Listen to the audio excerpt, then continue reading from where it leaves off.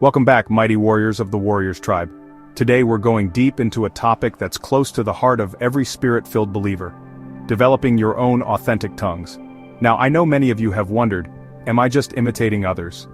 Is this really the Holy Spirit or just my mind making up sounds? If that's you, don't worry, you're not alone. And the good news is, you can move beyond imitation into a powerful, unique, spirit-led prayer language that flows from deep within. Let's break this down together. First, let's ask, what do we mean by authentic tongues? We're not talking about impressing anyone, this is about intimacy with God. Authentic tongues are spirit-initiated. They come from the Holy Spirit, not from memory or mimicry.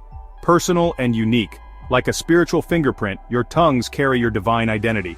For edification. As Paul says in 1 Corinthians chapter 14 verse 4, he who speaks in a tongue edifies himself. Think of it like a heavenly language tailor-made for your spirit.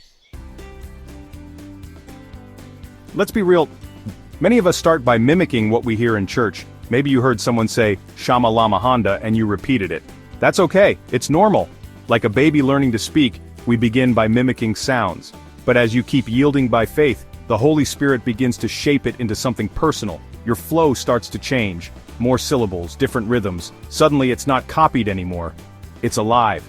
Acts chapter 2 verse 4 says, they were all filled with the Holy Spirit and began to speak with other tongues, as the Spirit gave them utterance. Notice, the Spirit gives the utterance, but you do the speaking. Just like exercising a muscle, praying in tongues grows stronger with use. Here's what happens when you pray in tongues consistently. You move from choppy syllables to a steady, flowing language. You stop feeling silly and start feeling divinely connected. You'll even notice different tones based on your spiritual environment. For example, during intense spiritual warfare, your tongues may sound forceful, almost like a war cry.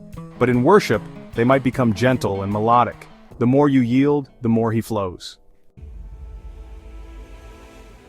Let's be honest. Why does this even matter? What's the point of tongues? Well, here's what authentic tongues do. They edify you. 1 Corinthians chapter 14 verse 4, you are built up, refreshed, and strengthened. They help you speak mysteries to God. 1 Corinthians chapter 14 verse 2, you bypass your mind and pray directly to God, and you pray the perfect will of God. Romans chapter 8 verses 26 and 27, the Spirit intercedes for you, especially when you don't know how to pray. For example, you're praying for someone's healing. You don't have the right words, so you shift into tongues, and suddenly, a breakthrough comes. It wasn't your eloquence, it was the Spirit praying exactly what needed to be prayed. Here's a big one, your mind will try to block the flow. Your brain might say, this is just gibberish, or what if I'm faking it? But you must learn to get out of your head and into the Spirit. Close your eyes, focus on Jesus, let your mind be still. Then open your mouth and let it flow, even if it sounds like babbling at first, because it's not about how it sounds, it's about who it's connecting you to.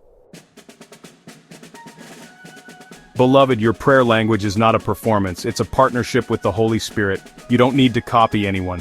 The same Spirit that gave utterance at Pentecost is ready to speak through you, in a language that is authentically yours. So keep praying, keep yielding, and trust that the more you press in, the clearer and purer your spiritual language will become.